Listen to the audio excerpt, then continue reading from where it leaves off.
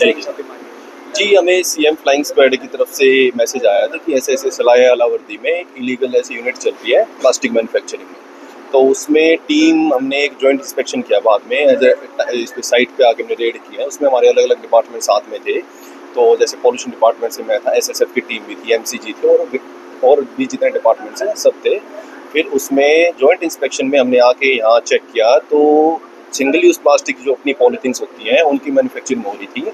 और इसमें हमारे साथ में जो सीएम फ्लाइंग स्क्वाड की टीम से जो आए हुए थे, इंस्पेक्टर श्री सुरेश जी हैं और सब इंस्पेक्टर श्री सतवीर जी हैं और डीएसपी साहब की श्रीमान इंद्रजीत जी के नेतृत्व में हमने यहाँ पे रेड की है। और इसमें अभी टोटल वेइंग चल रही है, अभी टोटल पता नहीं लगा है। तो जितना भी मटेरियल होगा, जितना भी कलेक्ट हुआ है, सारा सीज करके एमसीजी को हैंड ओवर किया जा रहा है। अभी जी कम से कम जो अप्रोक्स शायद 200 से 250 किलो तो शायद अभी हो चुका है यहाँ पे रिकवर जो हुआ है। बाकी वेइंग अभी टोटल चल रही है, अभी कंप्लीट नहीं हुई है। तो कैरी हो रहा है सारा सामान, एमसीजी को हैंड ओवर किया जा रहा है अभी तक। 4 मशीन है यहाँ पे, 2 इनकी स्टिचिंग मशीन्स है और सीविंग मशीन्स और 2 इनकी टेबल टॉप मशीन्स है। टोटल जो बताया जा रहा है 2600 किलो के आसपास जो टोटल मटेरियल रिकवर हुआ अभी तक। हालांकि वेइंग अभी चल रही है, कंप्लीट हुई नहीं है। तो कौन सा विचार लगे सर, कहाँ के रहने वाला है जी? इस यहाँ पे जो लैंड ओनर है वो यहीं के बता रहे, लोकली बताए जा रहे हैं, गांव के ही है। हाँ, फैक्ट्री रेंट पे दी गई थी तो रेंट इनसे लिया जाता था। और हालांकि पहले भी बताई जा रही है कि कुछ कार्रवाई हुई है, उसका एक बार हम अभी देख रहे हैं। जैसे भी जो होगा ना, पहले भी चालान बताया जा रहा है कि कैसे हुए हैं, वो सारा चेक करके इस मुहिम को लेकर के सिंगल यूज प्लास्टिक एक तो बैन है कंप्लीट, तो उसके बेसिस पे एक हमारे प्लास्टिक वेस्ट मैनेजमेंट रूल्स हैं, उनके बेसिस पे है। तो उन्हीं को ध्यान में रखते हुए ये चीज़ें देखी जा रही है और इन पे कार्रवाई की जा रही है।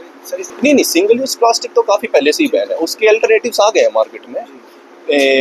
पॉलिथीन के अलावा जो हम जैसे और जूट बैग्स आ चुके हैं और वैसे अपने पेपर के जो बैग्स हैं वो भी आ चुके हैं। तो अल्टरनेटिव्स हैं काफ़ी, ऐसा नहीं है कि प्लास्टिक के उस पर तो है, क्योंकि बढ़ रही हैं चीज़ें हैं मार्केट में अभी जो आ रही हैं। तो इन चीज़ों पे बाकी ऐसी जॉइंट इंस्पेक्शन आगे भी करेंगे और ऐसी रेट्स चलती रहेंगी। फिलहाल तो जी 2600 किलो जो टोटल अभी सीज हुआ है, बाकी वेइंग अभी चल रही है, कंप्लीट हुई नहीं है। तो 2600 किलो तो अभी तक एक्चुअल हो चुका है, उतनी तो काउंटिंग हो चुकी है अभी तक। तो इस तरह से नहीं, ये बिल्कुल कम्प्लीटली बैन है। देखो, प्लास्टिक का आज के टाइम में सबको आइडिया है कि कम्प्लीटली बैन है। तो ये एक मैसेज है स्पेशली लैंड ओनर्स के लिए है। तो ये कुछ रेंट के चक्करों में अपनी प्रॉपर्टी को रेंट पे दे देते हैं, बट इस चीज़ का जो भी और भी है साइड में और भी जो इंडस्ट्रीज है, ये इसका ध्यान रखें कि कम्प्लीटली बैन है। तो ऐसी किसी भी प्रकार की कोई मैन्युफैक्चरिंग है, स्टोरेज है, स्टॉकिस्ट है, ऑल आर कम्प्लीटली बैन।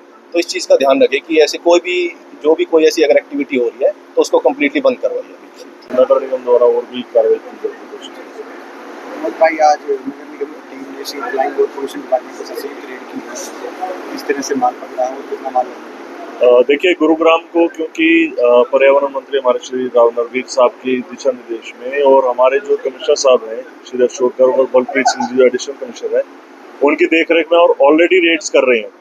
और ये हमें एक अच्छी सफलता मानते हैं कि सीएम स्क्वाड के साथ जुड़ के भी हमें इतना बड़ा रेड करने का मिला। और हमारी कोशिश ये है कि सिंगल यूज प्लास्टिक जो ग्राउंड पे भी बिक रहा है उसको हम ऊपर से निचले स्तर तक बड़े चलान, छोटे चलान, हर स्तर पर चलान करते हुए उसको खत्म करें।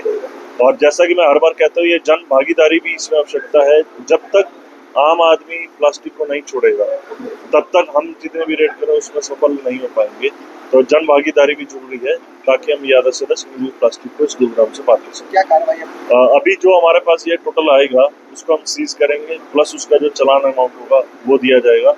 और जो भी हमारे उच्च अधिकारी हैं उनके दिशा निर्देशन में जो भी कानूनी कार्रवाई होगी वो पूरी की।